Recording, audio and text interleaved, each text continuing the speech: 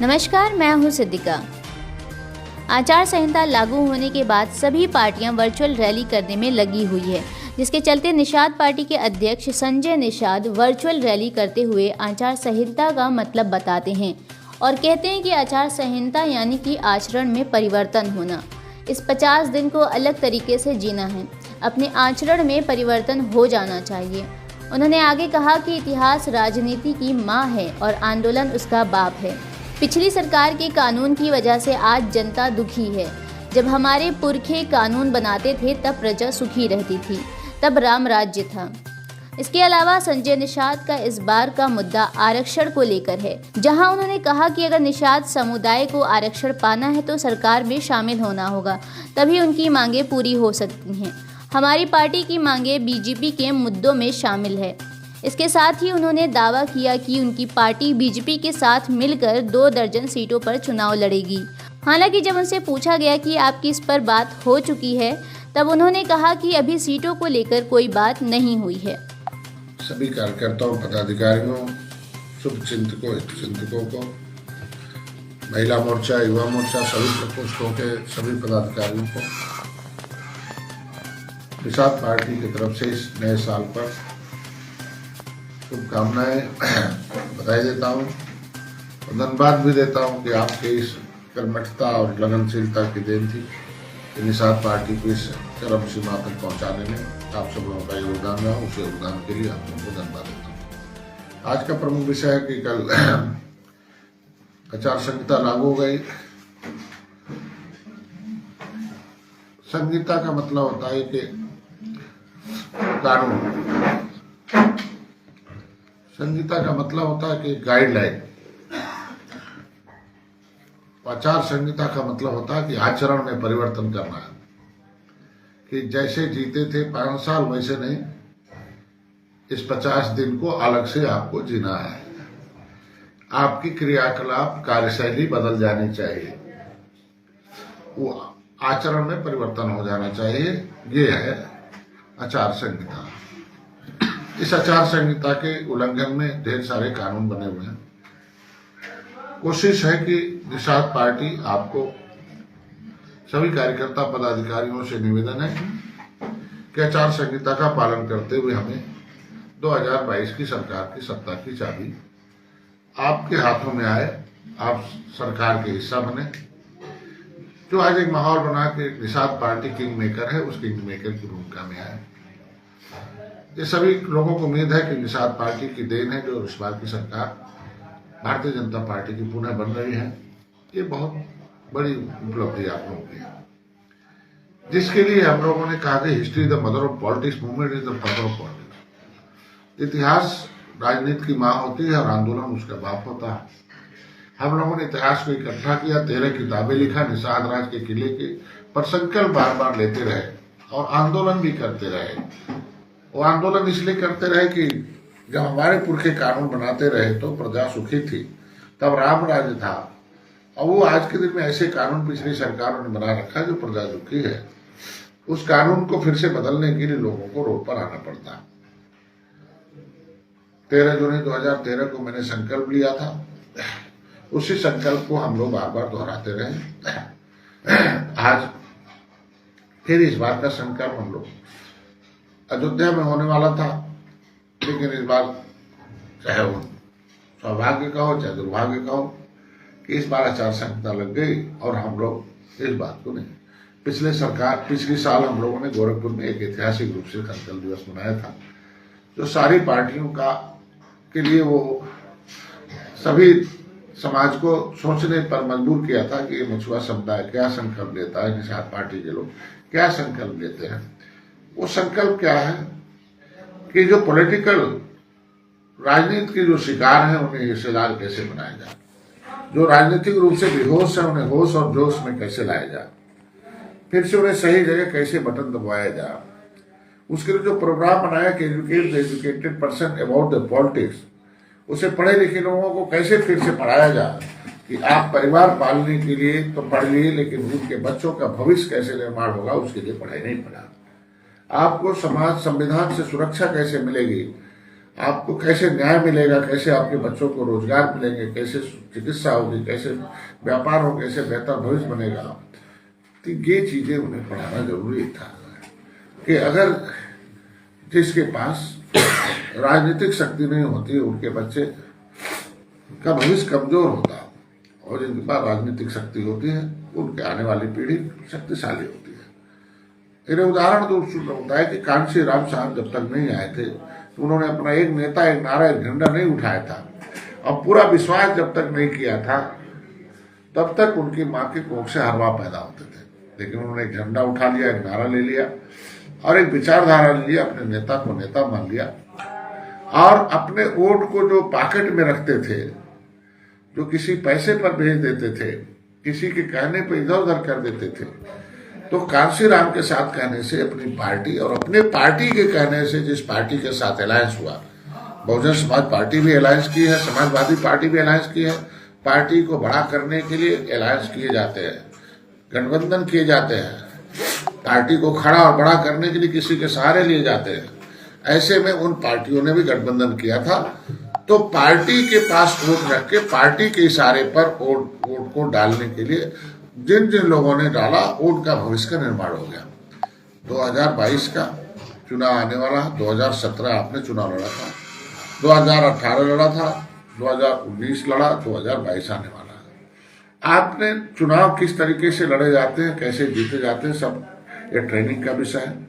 हम लोगों ने आज के दिन, आज का जो प्रेस कॉन्फ्रेंस था, ये 2 बिंदुओं पर केंद्रित था कि जो 13 जनवरी को हम लोगों का संकल्प दिवस अयोध्या में प्रस्तावित था, चुनाव आयोग के निर्देशानुसार कोई रैली नहीं कर सकते, कोई भीड़ इकट्ठा नहीं कर सकते, तो आप सभी लोगों को एक सुविधा, एक तो ठंडक भी है, एक तो हमारे समाज के पास पैसा नहीं है।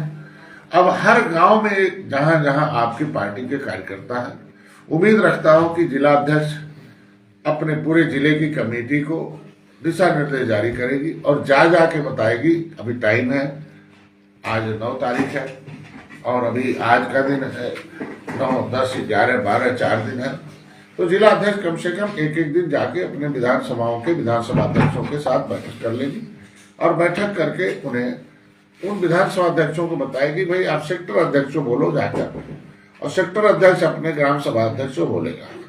इसको कैडर कहते हैं कि अगर एक जिला अध्यक्ष 5 विधानसभा में बैठक कर ले 5 दिन में, तो 5 दिन में खत्म हो जाएगा, और 5 दिन में अगर विधानसभा कमेटी के साथ उनकी बैठक होती है तो विधानसभा कमेटी और क्या नाम है सेक्टर कमेटी के साथ एक साथ बैठक हो, तो हमको लगता है कि जो भी गांव में बैठक करके उन्हें बता दें और गांव में संकल्प बताया जाए, और संकल्प को जो हम लोग फेसबुक व्हाट्सएप से भेजेंगे आपको, उसे अब पेपरलेस काम होगा। कुछ दिन में लगेगा कि जिस तरीके से आप वोट डाल रहे हो, पर्चा नहीं छपता है, बटन दबता है, पेपरलेस काम हो रहा है, तो पेपरलेस काम करना है। और इसमें हम लोग व्हाट्सएप पर आपको संकल्प पत्र भेजेंगे और संकल्प पत्र सुनाकर लोगों को संकल्प मतलब होता है कसम खिलाना, शपथ दिलवाना है और उन्हें एक लक्ष्य के प्रति प्रेरित करना, उनके नजरिए को मोड़कर जो लक्ष्य लेकर पार्टी में आए उन्हें करना है। वो संकल्प पत्र गाँव सुनाएंगे और जिस तरीके जश्न के साथ हम लोग निषाद राज के किले मनाते हैं उसके हिसाब से हम लोग तैयारी करेंगे। तो 13 तारीख का जो संकल्प दिवस अयोध्या का था वो हर गांव में बनेगा और सभी पदाधिकारियों की जिम्मेदारी है सोशल मीडिया के माध्यम से, मैसेज के माध्यम से, ट्विटर के माध्यम से, इंस्टाग्राम के माध्यम से, व्हाट्सएप के माध्यम से, फेसबुक के माध्यम से, सभी माध्यमों से उन्हें इसकी जानकारी दें कि गांव में बनेगा। और कोई बार बार फोन करके इंगेज न करे कि क्या होगा। अगर कोई फोन करके इसको पूछता है, इसके मतलब आप उन्हें जोड़ नहीं रखे हो। अगर किसी जिले से कोई फोन बार बार आता है केंद्र पर, तो इसका मतलब जिला अध्यक्ष अपने नंबर को अपने जिले में बांट नहीं पाया है। कोई विधानसभा अध्यक्ष बना हुआ, अगर विधानसभा के फोन सीधे आ रहे हैं उनके, तो इसका मतलब उसका नंबर हर घर में नहीं पहुंचा है। तो आप लोग जिस एरिया के पदाधिकारी हो उस एरिया में अपने नंबर, अपने संदेश को पहुंचाओ। दूसरा रहा कि चुनाव आयोग ने कहा कि आपकी सीटों पर चल रहा कि सीटें जो क्या मिल रही क्या नहीं मिली, तो मैंने बता दिया कि 25 सीटों की लिस्ट मैंने दे दी है और निश्चित रूप से 2-4 सीटें कम हो सकती हैं, ऐसी हो सकती है, अधिक भी हो सकती हैं, निश्चित रूप से आपको मिलेगी। और भोजन आ रहा कि आपके सिंबल का जो उल्टा पुल्टा प्रचार कर रहे हैं कि भाजपा ने सिंबल छीन लिया, तो ये मैं बताना चाहता हूँ जो लिखने वाले हैं मूर्ख जैसे लोग, कि कोई भी चुनाव संबंधी जो होता है वो सरकार के हाथ में नहीं होता, वो चुनाव आयोग के हाथ में होता है। चुनाव आयोग क्या निर्देश जारी करता है उसे सब पालन करना पड़ता है। चुनाव आयोग ने आचार संहिता लगा दिया, भाजपा काफी सारे झंडे बैनर उतर के नीचे। तो चुनाव आयोग का नियम है कि कोई भी पार्टी 2 बार उसे सिंबल मिलेगा, फ्री सिंबल मिलेगा। वो जब भी रजिस्टर्ड कराएगा पार्टी तो उसे 2 बार चुनाव लड़ने के लिए पहले से चुनाव चिन्ह अलॉट हो जाते हैं। अगर 2 बार के चुनाव में उसने 7 विधायक और 11% वोट नहीं लाया तो वो चुनाव चिन्ह उसको उस समय मिलता है जब इलेक्शन लड़ता है, उस समय मिलेगा। अब उस समय कब मिलेगा? जब पर्चा दाखिल कर लेगा उस समय मिलेगा, 2 दिन बाद। पहले सिंबल जो है पार्टियों को जो है अलॉट होगा, रजिस्टर्ड पार्टी को जो नेडी फार्म मिलता है, और उसके बाद तब निर्दल लोगों को मिलेगा। अगर कोई पार्टी उसमें आपत्ति कर देती है कि नहीं हमें भी यही सिंबल चाहिए, तो उन जगहों पर वहां लाटेंगे। तो भोजन भरी थाली आपका चुनाव सिंबल है, और हर जगह जहां चुनाव हमारी पार्टी लड़ेगी, कोशिश है कि इस बार जितना विधायक जरूर जिता लो कि भोजन भरी थाली आपका 2022 में रजिस्टर्ड हो जाए, जिससे हमेशा के लिए इस बीमारी पर रोक लग जाए, इस समस्याओं का समाधान हो जाए। इसीलिए निषाद पार्टी इस समय कम सीट लेकर जीत करना चाहती है। ज्यादा सीट लेकर हारने से बेहतर है कम सीट लेकर अधिक सीट जीत जाओ, और उसका बेहतर परिणाम है कम सीट पर सारे पूरे प्रदेश के लोग लग जाओ, उसे सीट जीतो और साथी को जिताओ। तीसरा सवाल था कि आपके आरक्षण के मुद्दे पर कि आरक्षण का क्या हुआ। तो आरक्षण के दस्तावेज अगर डॉक्टर संजय ने इकट्ठा किए हैं आज के बाद 1857 की आजादी से लेकर क्रिमिनल ट्राइब्स एक्ट से लेकर आरवी रसेल के, हीरालाल के रिपोर्ट के आधार पर, विलियम कुक के रिपोर्ट के आधार पर, ब्रिटिश पार्लियामेंट से जो कानून पास हुआ, 1911 में जो आरक्षण के अधिनियम आए थे, 1919 में जो बने थे, 1926 में जब यूनाइटेड प्रोविंस था, अवध प्रांत और आगरा प्रांत दोनों के एमएलसी बनाए गए थे। माननीय एडवोकेट रामचरण निषाद जी, अम्बेडकर ने क्या कहा, क्या लिखा आरक्षण में, उन्होंने अंतज लिखा हुआ है। मछुआरों को, बस को उन्होंने आरक्षण की व्यवस्था की बात की है अम्बेडकर ने। तो इस तरीके से अम्बेडकरवादी कहाँ है जब मछुआरों के आरक्षण का विरोध कोई करता है। अगर अम्बेडकर ने किताब में लिख दिया कि ये भी अंतज है, ये भी अछूत है, इनका भी उसमें भाग्यों की किताब उठाकर देखो जो उनका, तो अगर कोई निषादों के आरक्षण का कोई विरोध करता है इसका मतलब वो फर्जी अम्बेडकरवादी है। ब्रिटिश पार्लियामेंट में जो कानून पास हुए थे, criminal tribes act inquiry committee का रिपोर्ट, ये सारे मैंने दस्तावेज आपको दिया है। 1950 में संविधान बना जो सूचीबद्ध हुई थी, और संविधान सभा के चुनाव में तय हुआ था कि कौन सी जातियां कैसे अनुसूचित में होगी। तो उस समय मझवार तुरेहा, ये 2 प्रमुख ऐसे शब्द हैं जो ये जातियों के समूह के रूप में बनाए गए थे, 66 समूह। उसे 66 समूह में 51 नंबर पर मझवार था, और मझवार की प्राय जातियां केवट, मल्ला, माझी, मुजावे, राजगुण, गोड़ मझवार थे। तुरैया की जातियां दीवा, कश्यप, नाहर थी। ऐसे में पर्यायवाची जातियों के लिए फाइल कैबिनेट से पास हुई थी, वो संविधान सभा से, और वो संविधान सभा की फाइल से जाकर तब जाके अनुसूचित जाति की सूची बनी थी, इसमें सूचीबद्ध किया गया था। उस फाइल को हम लोगों ने खुलवाया तो पता चला कि मुकुल वासनिक और शैलजा जो कांग्रेस के मंत्री हैं, सपा की सरकार के समय उसे गायब करा दिया गया, मेरी फाइल गायब करा दी गई। आरजीआई ने हमें 1961 में registered general of census of India जो हमें 1961 में गिनती किया, हम 70 लाख थे, अब हमें मारते मारते कलम से हर साल गिनती घटाते रहे, 2011 हमें 3000 कर दिया। ये सब प्रमाणित दस्तावेज अगर हमने दिया, और भारत का असली मालिक कौन, आरक्षण के हकदार सबसे पहले ये लोग हमने लिखा, हमने आपको प्रमाणित दस्तावेज इकट्ठा किया, तो आरक्षण का प्रमाण पत्र भी मैं ही दिलाऊंगा। अगर आप कोई गुमराह होता है, अगर मैंने आपके लिए सारा कुछ इकट्ठा करके वकालत कर रहा हूँ, मैं सड़क से सदन तक लड़ाई लड़ा हूँ, मैं जेल गया हूँ, आपके आंदोलन किया हूँ, रेल ट्रैक आंदोलन हुआ है, उसमें लाठियां खाई है, जेल गए हैं, भाई मारा गया है, 37 लोग जेल में पिटाई किया है समाजवादी पार्टी सरकार ने, 60 गाड़ियां जलाई है, और हमारे लोगों को कितना दर्द दिया सब पता होगा। और कितनी बार वो पिछड़े निकालते हैं, सपा उसमें शिष्टे देती है, सपा ने आपके तालघाट नदी बल्किन की जमीन छीन लिया, ये कहाँ भूल जाते हो आप लोग विश्वासघात को। तो आप आरक्षण की कोई शब्द नहीं, 70 साल से रुका हुआ जो आरक्षण है वो अब मिलेगा, सही दिशा में जा रहा है। आरबीआई ने एक्सेप्ट कर लिया, उन्होंने कहा कि भाई अगर ऐसा है तो अपराध है और ये आपका गिनती भी होगी केवट मल्ला माझी का मझवार में और प्रमाण पत्र भी मिलेगा मझवार उतरैया का।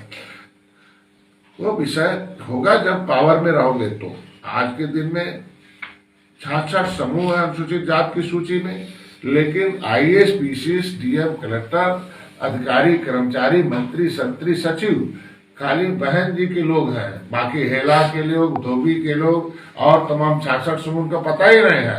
पता इसलिए नहीं है कि वो सरकार वो जो पार्टी और अपने नेता पर विश्वास नहीं किए, कोई राजनीति नहीं की, कोई पार्टी नहीं की, न झंडा उठाए न किए, न वो पार्टी बनाकर उसकी लड़ाई लड़े।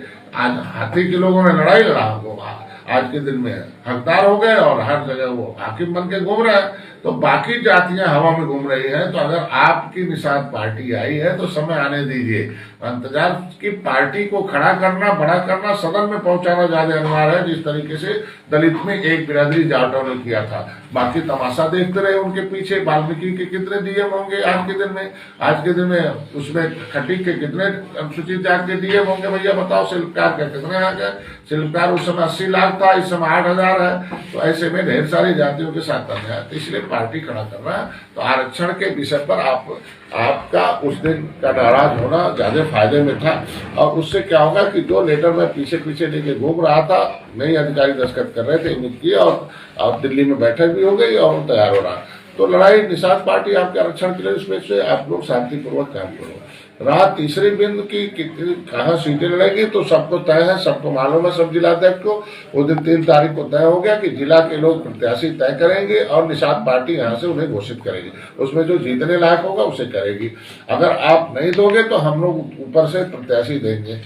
तो मजबूरी में भारतीय जनता पार्टी अपना प्रत्याशी देगी। तो आप न नाराज होना भाई हमारे प्रत्याशी को अब हम लोग ढूंढते। अब टाइम नहीं है, जिसे भी होगा 1-2 दिन के अंदर प्रत्याशी तय हो जाएंगे कौन है। तो जहाँ जहाँ हमारे प्रत्याशी घोषित मतलब तय है, मतलब काम कर रहे हैं, उसमें बूथ का गठन करो। अब हर घर में एक मोबाइल, हर नए घर में मोबाइल है, पड़ोस में मोबाइल है, उस सूची बनाओ।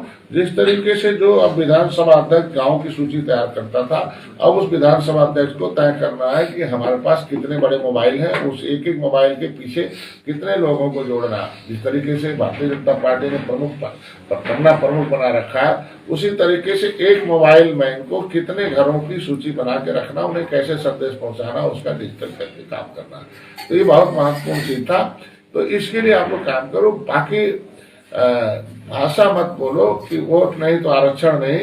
तो ये अखिलेश जी की भाषा, और जिन्होंने कभी सदन में आवाज उठाई, मतलब जमीन पर हम अहिर रेजिमेंट बनाएंगे, लेकिन सदन में तो कभी अहिर रेजिमेंट की बात नहीं की। आपको कह दिया कि हम आरक्षण की बात है, बाप बेटा दोनों लोगों ने दिया था, लेकिन कैसा आरक्षण दिया था, इस तरीके से रुक जाए। और आपने उनके खिलाफ आंदोलन किया, फिर भी नहीं सुने। तो आज के दिन में जो आरक्षण विरोधी रही है सरकारें और कोई भी हो, उस तरीके के ऐसे लोगों के से आप लोग सावधान रहते हैं। और सभी लोगों को आपने, कांग्रेस को भी देख लिया, फाइल गायब करा दिया आपने, साथ के तालघाट नदी को लुटवा दिया। समाजवादी पार्टी देखा कि मांगा था आरक्षण, चलाई गोली, खाई गोली आपने, जेल गए। बेल में कितनी सांसद हुई आपकी, जो लोग जेल गए होंगे कितनी पिटाई होगी, उन्हीं का शरीर बताता होगा। आज के दिन में आरक्षण के नाम पर जो दर्द जानना हो आरक्षण का, तो वो जो हमारे 37 आंदोलनकारी उनसे समझो, समय आने दीजिए। हम कहते हैं कि जब माननीय योगी आदित्यनाथ मुख्यमंत्री हुए तब ने अपना मुकदमा वापस किए। आज के दिन में देखना 2022 में हम सरकार में आएंगे, मुकदमे भी वापस हो जाएंगे। सारी समस्याओं का समाधान जब सरकार मजबूर सरकार होती है तब है। आज के दिन में हम लोग हैं, बहुजन समाज पार्टी आज के दिन में तुम्हारे समाज को लालच दे रही है। मेरे साथ आओ, दलित वोट है, निषाद वोट है, विधायक बना देंगे, विधायक पहुंच जाएगा। लेकिन कैसा विधायक पहुंचेगा? जो गूंगा बन के जाएगा? कैसा विधायक पहुंचेगा जो तुम्हारे समाज का हक हिस्सा उनके यहाँ पहुंचाएगा? कैसा विधायक जाएगा कि जो किसी तरीके से आवाज नहीं उठाए, बोल नहीं पाएगा? तो इस तरीके से आप अपने वोटों का बंदर बांट मत करो। बहुजन समाज पार्टी ने तुम्हारे सारे सबसे बड़ा रोग वही है। तो आज के दिन में आप तो शांत रहो।